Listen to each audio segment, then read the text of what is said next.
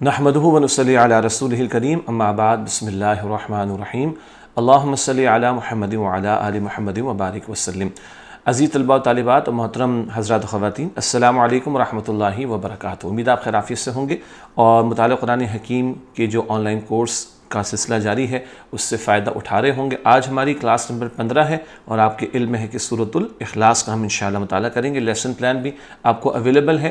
سورہ اخلاص کے تعلق سے اس کا ہم سورت کا تعارف سمجھیں گے، اس کا ترجمہ، مختصر تشریح اور علم و عمل کی باتیں بھی اسی کلاس میں مکمل کریں گے۔ جو ہماری کتاب نمبر 1 ہے، حصہ اول مطالعہ قرآن حکیم کا، اس کے جو صفحات ہیں 62 اور 64، 62 اور 64، یہ آج ہمارا سبق ہے جس کا انشاءاللہ ہم مطالعہ کریں گے۔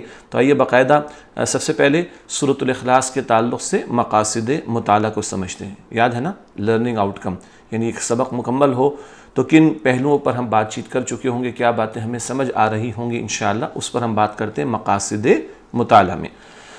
مندرجہ ذیل باتیں معلوم ہو جائیں۔ نمبر 1، اللہ تعالیٰ کا کوئی شریک نہیں۔ ویسے بھی ہم جانتے ہیں لیکن ایک پس منظر ہے جس میں یہ صورت ہم سمجھیں گے، تو اللہ سبحانہ وتعالیٰ کا کوئی شریک نہیں۔ دوسری بات، مختلف مذاہب میں اللہ سبحانہ وتعالیٰ کے ساتھ کس طرح شرک کیا گیا۔ شرک تو اللہ تعالیٰ بالکل معاف نہیں فرمائے گا، تو کس طرح لوگوں نے اللہ تعالیٰ کے ساتھ کسی کو شریک ٹھہرایا، اس پر بھی تھوڑی بات کریں گے۔ اور تیسری بات، اللہ تعالیٰ کا کوئی ہمسر نہیں، اللہ تعالیٰ جیسا کوئی نہیں، اللہ تعالیٰ کے برابر کوئی نہیں، اس پر بھی بات ہوگی۔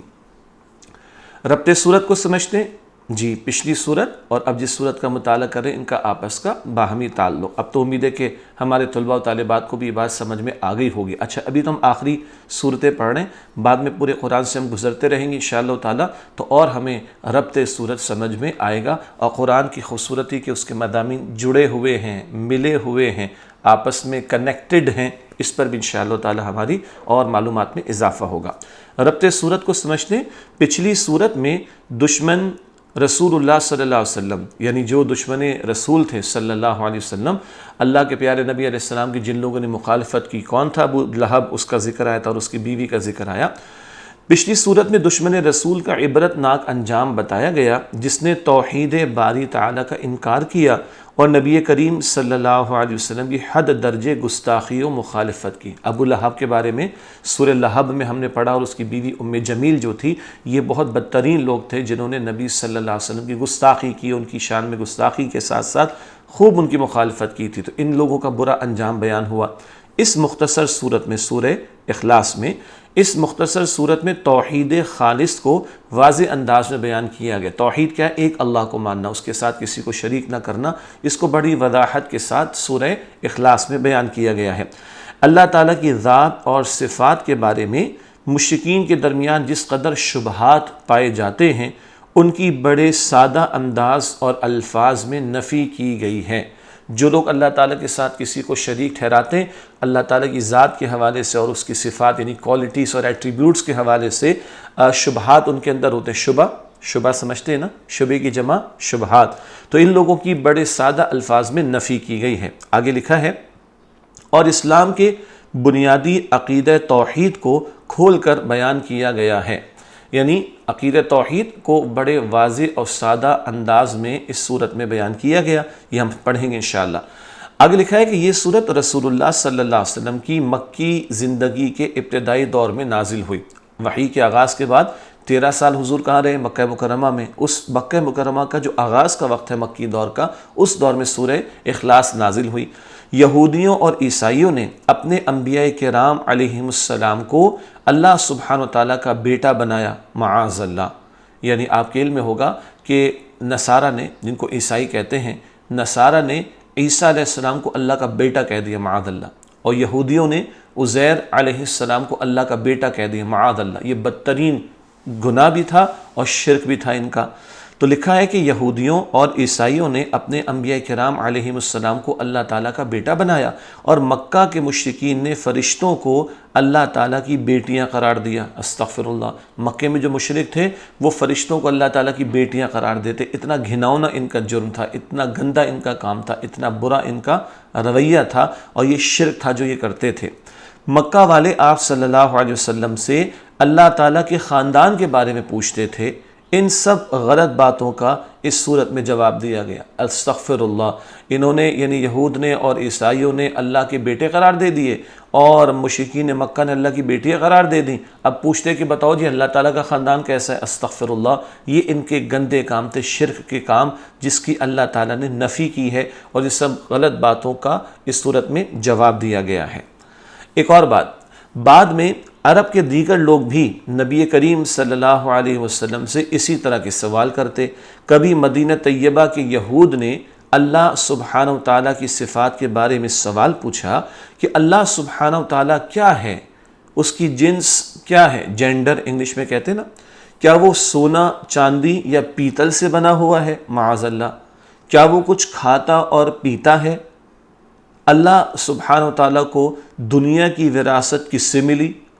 اور اللہ سبحانہ و تعالیٰ کے بعد دنیا کا وارث کون ہوگا؟ ایسے غلط سوالات ان لوگوں نے کیے۔ یہود نے بھی یہ سوالات کیے اور لوگوں نے بھی عرب کے اس طرح کے سوالات کیے۔ یہ بہت ساری غلط باتیں تھیں اور ایسے سوالات تھے کہ جس کے پس منظر میں سورۃ الاخلاص کا نزول ہوا، اور اس میں ان غلط باتوں کی اللہ تعالیٰ نے نفی کی ہے، اور اللہ تعالیٰ کی ذات کا بہت پیارا اور جامع انداز میں، مختصر انداز میں تعارف کرایا گیا ہے۔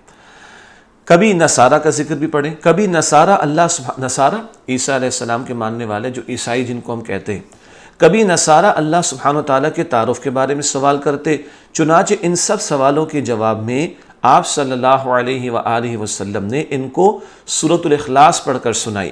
اس سورت میں توحید کا بیان یعنی اللہ سبحانہ و تعالیٰ کا تعارف کرایا گیا ہے، اور یہ بتایا گیا ہے کہ اللہ سبحانہ و تعالیٰ ایک ہے، اس کا نہ کوئی باپ ہے اور نہ کوئی اولاد ہے، اور نہ ہی کوئی کسی بھی اعتبار سے اس جیسا ہے، نہ اس کا کوئی باپ، نہ اس کی کوئی اولاد، اور کوئی بھی کسی بھی اعتبار سے اس کے جیسا نہیں ہے۔ یہ اللہ تعالیٰ کا مختصر الفاظ میں بہت قیمتی تعارف اور توحید کے بہت ہی پیارے انداز میں بیانات میں سے ایک بیان ہے جو اس مقام پر ہمارے سامنے آئے گا۔ یہ تو ہوا تھوڑا پس منظر کا معاملہ اور شان نزول کا معاملہ، اور تھوڑی سی تفسیر کے جس تفصیل کو پس منظر میں رکھیں اور دیکھیں تو اب سورہ اخلاص کو سمجھیں گے تو اس کی اہمیت اور واضح ہوگی انشاءاللہ۔ آئیے ترجمے کی طرف چلتے ہیں۔ سورۃ الاخلاص 112 اس کا سورت نمبر ہے، کل آیات 4 ہیں اور ایک ہی رکوع پر مشتمل یہ مختصر سورت ہے۔ اعوذ باللہ من الشیطان الرجیم، بسم اللہ الرحمن الرحیم۔ میں اللہ کی پناہ میں آتا ہوں شیطان مردود سے، اللہ کے نام سے شروع جو بڑا مہربان نہایت رحم فرمانے والا ہے۔ قل هو اللہ احد اللہ الصمد لم یلد ولم یولد ولم یکن لہ کفوا احد۔ جی اب دوبارہ میرے ساتھ پڑھیے گا اور ترجمہ بھی کریں گے انشاءاللہ۔ قل هو اللہ احد، اے نبی صلی اللہ علیہ وآلہ وسلم آپ فرما دیجئے وہ اللہ ایک ہی ہے۔ اللہ الصمد، اللہ بے نیاز ہے۔ لم یلد ولم یولد، نہ وہ کسی کا باپ ہے اور نہ وہ کسی کا بیٹا ہے۔ وَلَمْ يَكُنْ لَهُ كُفُوًا أَحَدٌ، اور نہ کوئی اس کے برابر ہے۔ ایک مرتبہ ترجمہ پھر پڑھتے ہیں۔ اے نبی صلی اللہ علیہ وآلہ وسلم آپ فرما دیجئے وہ اللہ ایک ہی ہے، اللہ بے نیاز ہے، نہ وہ کسی کا باپ ہے اور نہ وہ کسی کا بیٹا ہے، اور نہ کوئی اس کے برابر ہے۔ یہ ترجمہ ہوا سورہ اخلاص کا۔ اب آئیے اس کی تشریح کی طرف چلتے ہیں۔ ایک چھوٹا سا نقطہ کام آئے گا انشاءاللہ تعالی۔ قرآن حکیم میں کئی مرتبہ تو ایسا ہوتا ہے جو سورت کا نام ہوتا ہے وہ لفظ اس سورت میں موجود ہوتا ہے۔ اگلی سورت پڑھیں گے قل اعوذ برب الفلق، تو سورت کا نام سورۃ الفلق ہے۔ پھر پڑھیں گے قل اعوذ برب الناس، تو سورت کا نام سورۃ الناس ہے۔ کبھی کبھی ایسا ہوتا ہے کہ سورت کا جو نام ہوتا ہے وہ لفظ سورت میں نہیں ہوتا، تو سورہ اخلاص اس کی ایک مثال ہے کہ سورت کا نام سورۃ الاخلاص ہے لیکن اس سورت میں یہ لفظ نہیں آیا۔ تو بہرحال یہ بھی ایک دلچسپی کا نقطہ آپ کے سامنے آ گیا۔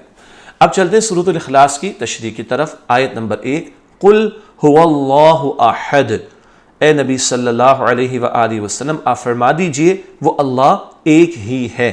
یہ پہلی آیت کا ترجمہ، تشریح کی طرف چلتے ہیں۔ سورت کی فضیلت، حدیث شریف میں اس سورت کو 1/3 قرآن کے برابر قرار دیا گیا ہے۔ یہ صحیح مسلم شریف کی روایت ہے، 1/3 1/3 1/3، تو اس سورت کو 1/3 قرآن کے برابر قرار دیا گیا حدیث شریف میں۔ یہ اس کی فضیلت کا بیان، اس کی کیا خاص وجہ ہے، اس کو بھی اہل علم نے بیان فرمایا، سمجھتے ہیں۔ 1/3 قرآن قرار دینے سے مراد قرآن میں 3 عقائد پر تفصیل سے گفتگو کی گئی ہے۔ عقیدے کی جمع عقائد، ایمانیات، اس میں ہم استعمال کرتے ہیں نا لفظ عقیدہ، اس کی جمع عقائد، بلیفز انگلش میں ہم کہہ دیا کرتے ہیں اس کو۔ قرآن میں 3 عقائد پر تفصیل سے گفتگو کی گئی ہے۔ اللہ سبحانہ وتعالیٰ کی وحدانیت پر ایمان، رسالت پر ایمان اور روز قیامت پر ایمان۔ وحدانیت توحید سے اللہ کو ایک جاننا، واحد ماننا، تو اللہ پر ایمان، رسالت پر ایمان اور قیامت پر ایمان۔ یہ جو 3 ایمانیات ہیں، ایمان کی جمع ایمانیات، یہ 3 عقائد ہیں جن پر بار بار قرآن کریم میں زور دیا گیا اور ذکر کیا گیا۔ اس صورت میں توحید کا ذکر کیا گیا ہے جو ان 3 چیزوں میں سے ایک ہے، اس لیے اسے قرآن کی 1/3 فرمایا گیا۔ یہ جو 3 عقائد ہیں، توحید، رسالت اور آخرت، ان میں سے توحید کا بیان اس صورت میں آیا، اس نسبت سے محسوس ہوتا ہے کہ اسے 1/3 قرآن کے برابر قرار دیا گیا، یعنی قرآن میں 1/3 مقامات پر کم و بیش قرآن حکیم میں توحید کا بیان آیا ہے، اور توحید کا بڑا مختصر جامع بیان یہاں سورہ اخلاص میں ہے، جسے 1/3 قرآن کے برابر قرار دیا گیا۔ امید ہے یاد رہے گا آپ کو انشاءاللہ۔ تو اس سورہ اخلاص کی فضیلت بھی کہ یہ 1/3 قرآن کے برابر، اور اس کی ایک وجہ بھی ہمارے سامنے آ گئی۔ ایک علمی بات اسی سورہ اخلاص کی فضیلت پر، حضرت عائشہ صدیقہ رضی اللہ تعالی عنہا نبی اکرم علیہ السلام کی زوجہ اور امت کی ماں ہیں، بیان کرتی ہیں کہ نبی کریم صلی اللہ علیہ وآلہ وسلم نے ایک شخص کو کسی لشکر کا سردار بنا کر روانہ فرمایا۔ وہ شخص جب نماز پڑھاتا تو اپنی قرات سورۃ الاخلاص پر ختم کرتا، پھر جب یہ لوگ واپس آئے تو انہوں نے رسول اللہ صلی اللہ علیہ وسلم سے اس کا ذکر کیا۔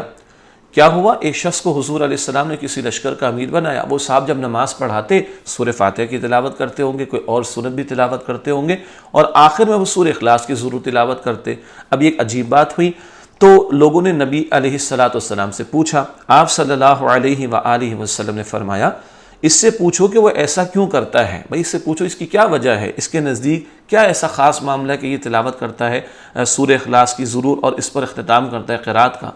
لوگوں نے اس سے دریافت کیا تو اس نے بتایا کہ اس صورت میں اللہ سبحانہ و تعالیٰ کی صفات ہیں، ایٹریبیوٹس، کوالٹیز۔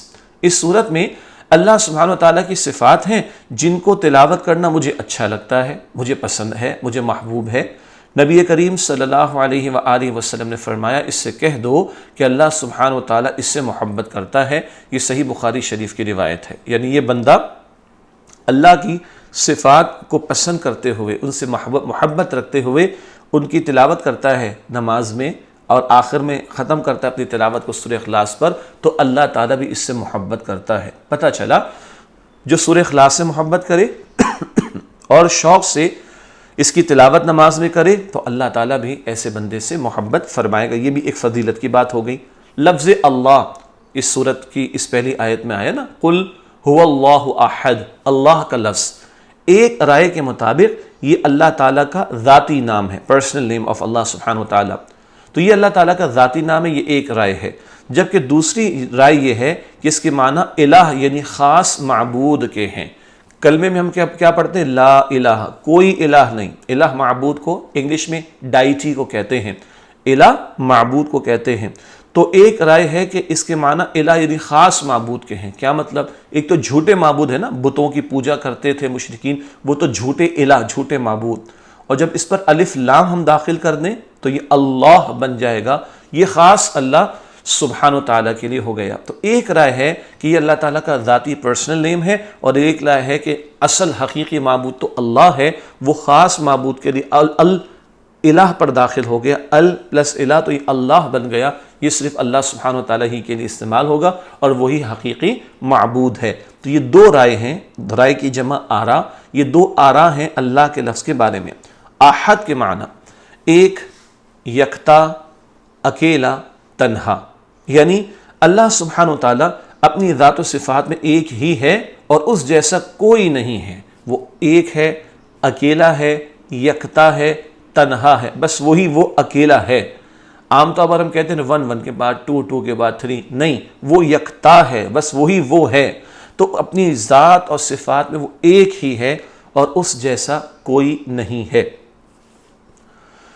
آیت نمبر 1 میں ایک پہلو ہے عملی اعتبار سے، پریکٹیکل ایسپیکٹس کو بھی ہم ڈسکس کرتے ہیں، عملی زندگی کے لیے بھی کچھ پہلو ہمارے سامنے آتے ہیں. لکھا ہے اللہ سبحانہ وتعالی اپنی ذات، صفات، عبادت میں کسی شریک کو پسند نہیں کرتا. کوئی چاہے کہ اللہ کے ساتھ کسی کو شریک کرے تو یہ شرک ہے، حرام ہے، اور اللہ تعالیٰ اس کو پسند نہیں کرتا کہ اس کے ساتھ کسی کو شریک کیا جائے. اس کی ذات ہو، اس کی صفات ہوں، اس کی عبادت ہو. ہمیں اللہ سبحانہ وتعالیٰ کی ذات و صفات میں کسی کو شریک نہیں کرنا چاہیے، کیونکہ شرک سب سے بڑا ظلم ہے. سورہ لقمان سورت نمبر 31 ہے، آیت نمبر 13 میں ذکر آتا ہے ان الشرک لظلم عظیم، بے شک یقیناً شرک سب سے بڑا ظلم ہے. تو اللہ اکیلا یکتا واحد ہے. جو لوگ اس کی اولاد قرار دیتے ہیں وہ بدترین شرک کرتے ہیں. جو اس کی جیسی صفات کو کسی اور میں مانے وہ بھی شرک کرتے ہیں. جو اللہ کی عبادت میں کسی کو شامل کرے وہ بھی شرک کرتے ہیں. اللہ تعالی ہم سب کو شرک کی ہر شکل سے محفوظ رکھے. آیت نمبر 2، اللہ الصمد، اللہ بے نیاز ہے. صمد کے معنی بے نیاز، جسے کسی چیز کی ضرورت نہیں، جو کسی کا محتاج نہ ہو بلکہ سب اس کے محتاج ہوں. یہ شان صرف ایک اللہ کی ہے کہ تمام مخلوق اللہ سبحانہ وتعالیٰ کی محتاج ہے اور اللہ سبحانہ وتعالیٰ کو کسی کی کوئی ضرورت نہیں ہے. سب اس کے محتاج ہیں. اس نے ہمیں پیدا کیا، وہی کھلاتا پلاتا ہے، وہی موت دے گا، وہی ہماری ضروریات کو پورا کرتا ہے. ہم ضرورت مند ہیں. ہمیں بھوک لگتی ہے، پیاس لگتی ہے، نیند آتی ہے نا، کمزوری آتی ہے. اللہ تعالیٰ تو پاک ہے. تسبیح کا مفہوم سمجھا تھا نا، اللہ تعالیٰ ہر عیب سے پاک ہے، ہر ضرورت سے پاک ہے. تو سب اس کے محتاج ہیں، وہ کسی کا محتاج نہیں ہے. یہ صمد کا مفہوم ہوا. آیت نمبر 3، لم یلد ولم یولد، نہ وہ کسی کا باپ ہے اور نہ وہ کسی کا بیٹا ہے. اللہ تعالیٰ کی صفات، نہ اللہ تعالیٰ کسی کا باپ ہے اور نہ کسی کا بیٹا. دیکھیے اس کو بھی تھوڑا سمجھتے ہیں. علمی بات، بعض یہودی حضرت عزیر علیہ السلام کو اللہ تعالیٰ کا بیٹا قرار دیتے ہیں، معاذ اللہ. یہ سورہ توبہ سورت نمبر 9 آیت نمبر 30 میں ذکر ہے. عیسائی کہتے ہیں کہ اللہ سبحانہ تعالیٰ مریم سلام علیہا اور عیسیٰ علیہ السلام کو ملا کر خدا کی خدائی مکمل ہوتی ہے، جسے وہ تثلیث کا نام دیتے ہیں. سورۃ المائدہ سورت نمبر 5 آیت نمبر 72 میں بات آئی ہے. اچھا نوٹ کیجئے، عزیر علیہ السلام کو یہودی اللہ کا بیٹا کہتے، عیسیٰ علیہ السلام کو نصارہ اللہ کا بیٹا کہتے، استغفر اللہ. اور نصارہ کا معاملہ تو یہ کہ وہ اللہ، بی بی مریم اور عیسیٰ علیہ السلام کو ملا کر کہتے یہ 3 خدا ہیں. اور ایک اور تصور بھی تھا کہ اللہ، جبرائیل اور عیسیٰ علیہ السلام کو ملا کر کہتے کہ یہ 3 خدا ہیں، اور یہ تثلیث کا ان کا عقیدہ تھا، ٹرینٹی جسے انگلش میں کہا جاتا ہے. یہ تو تھوڑی علمی بات زیادہ ہو گئی. اصل نقطہ کیا ہے، انہوں نے اللہ کی اولاد قرار دی. اور بھائی انسان کو اولاد کی ضرورت ہوتی ہے، انسان بوڑھا ہو جائے گا تو اولاد کہاں آئے گی. اللہ کو تو کوئی ایسی معاملہ ہے نہیں، اللہ کو تو کوئی ضرورت نہیں، اللہ کے ساتھ کوئی کمزوری نہیں. تو اللہ نہ کسی کا باپ ہے نہ کسی کی وہ اولاد. یہ بدترین شرک تھا جو یہود نے، نصارہ نے، مشرکین مکہ نے کیا. اس کی نفی کر دی گئی. ایک اور اہم بات علمی اعتبار سے، حقیقت یہ کہ کسی کو اللہ کا بیٹا یا جز قرار دینا سب سے بڑا گناہ اور جرم ہے. بھائی انسان کی اولاد انسان ہوتی ہے نا، تو خدا کا بیٹا استغفر اللہ، اس کو بھی خدا استغفر اللہ. اور پھر یہ کہ اللہ کا بیٹا قرار دینا، اس کے جسم کا حصہ، جز انسان اولاد کا جز ہوتی ہے نا، تو اللہ کا بیٹا قرار دینا یا جز قرار دینا سب سے بڑا گناہ اور جرم ہے. وہ کہتے ہیں کہ رحمان کی اولاد ہے، قرآن کی آیت کا ترجمہ ہے. وہ کہتے ہیں کہ رحمان کی اولاد ہے، بہت ہی بےہودہ بات ہے جو تم لوگ کہہ رہے ہو. قریب ہے کہ آسمان پھٹ پڑے اور زمین شق ہو جائے، یعنی پھٹ جائے، اور پہاڑ ریزہ ریزہ ہو جائے، اس بات پر کہ انہوں نے رحمان کی اولاد ہونے کا دعویٰ کیا ہے. رحمان کی شان نہیں کہ وہ کسی کو اولاد بنائے. سورہ مریم سورت نمبر 19 آیات 88 تا 92 میں یہ باتیں آئیں۔ 88 سے 92 میں اللہ تعالیٰ نے شدید غضب کا اظہار کیا جو لوگ اللہ تعالیٰ کے لیے بیٹے قرار دیتے ہیں، معاذ اللہ۔ آخری آیت ہے سورہ اخلاص کی آیت نمبر 4، وَلَمْ يَكُنْ لَهُ كُفُوًا أَحَدٌ۔ اس میں غلطی پڑھنے میں پتہ ہے کیا ہوتی ہے؟ کفواً کہہ دیتے لوگ، ایسا نہیں، وَلَمْ يَكُنْ لَهُ كُفُوًا أَحَدٌ ایسے پڑھیں گے انشاءاللہ، اور نہ کوئی اس کے برابر ہے۔ یہ ترجمہ ہے آیت نمبر 4 کا، اس کی تشریح کرتے ہیں۔ اللہ سبحانہ وتعالیٰ کا کوئی ہمسر نہیں، اس سے مراد کوئی اللہ سبحانہ وتعالیٰ جیسا نہیں، نہ مثال میں، نہ شباہت میں، اور نہ ذات و صفات میں۔ اللہ کی مثال جیسی مثال کسی کی نہیں، اللہ جیسا کوئی نہیں، کوئی شباہت نہیں، نہ ذات میں اس کے کوئی شریک، نہ صفات میں اس کے کوئی شریک، وہ جیسا کوئی نہیں۔ مزید لکھا ہے مثلا اللہ تعالیٰ کے پاس اصل اختیار ہے، اس جیسا اختیار اور طاقت کسی کے پاس نہیں۔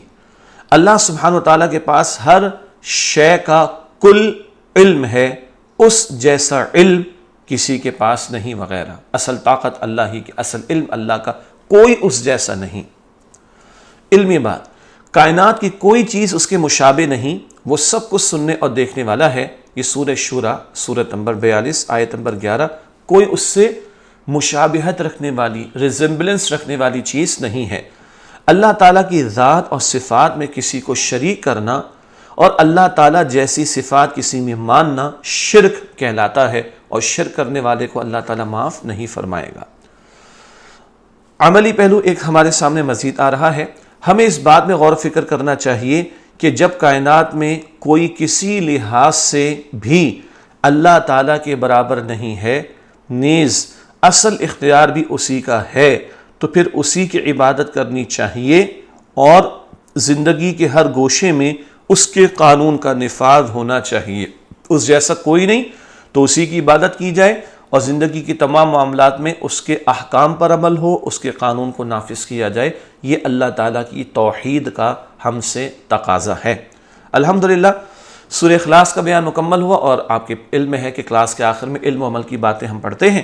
سب سے پہلا نقطہ اس حوالے سے علم و عمل کی باتیں، ہمیں صرف اللہ سبحانہ وتعالیٰ ہی کی عبادت کرنی چاہیے، کیونکہ وہی سچا معبود ہے۔ سورہ اخلاص کی آیت نمبر 1۔ دوسری بات، اللہ سبحانہ وتعالیٰ نے اپنی توحید کا اعلان اپنے نبی سیدنا حضرت محمد صلی اللہ علیہ وآلہ وسلم کی زبان مبارک سے کرایا۔ سورہ اخلاص آیت نمبر 1۔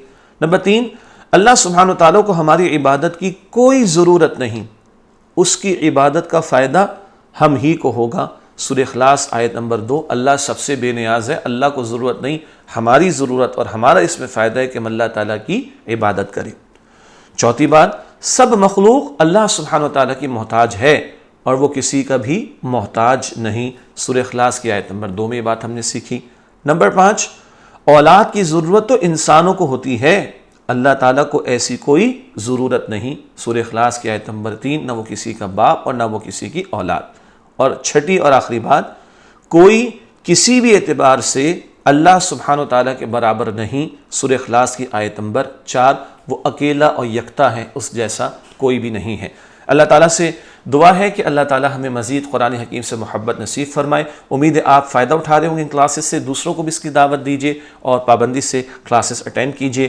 کوئزز بھی آپ کو ہم فراہم کر رہے ہیں، اور ماشاءاللہ کافی لوگ کوئز سبمٹ بھی کر رہے ہیں۔ ذوق و شوق مزید اللہ تعالیٰ ہم سب کو قرآن سے عطا فرمائے، اور قرآن کریم کے تعلق سے ہمیں اللہ اور آگے بڑھائے۔ انشاءاللہ اگلی کلاس میں پھر آپ سے ملاقات ہوتی ہے۔ السلام علیکم ورحمۃ اللہ وبرکاتہ۔